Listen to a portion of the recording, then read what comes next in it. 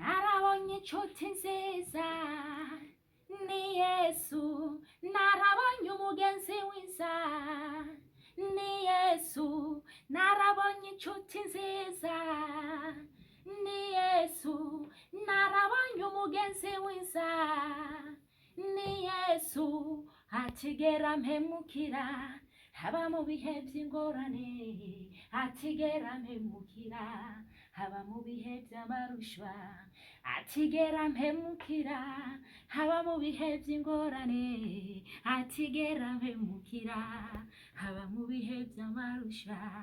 Yesu atandukanya cyane n'abisi, abisi bashobora kugukunda iyo ufise amafaranga ariko yamaze guhera, bakuraba nk'akanuka ariko yamaze guhera, bakuraba nk'igitabwa ariko yamaze guhera, bakuraba nk'akanuka ariko yamaze guhera, bakuraba nk'igitabwa.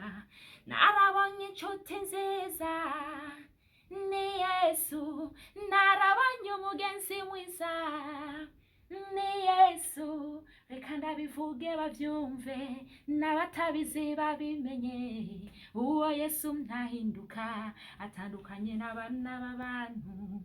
Reka ndabivuge babyumve n'abatabizi babimenye, uwo Yesu ntahinduka, atandukanye n'abana b'abantu.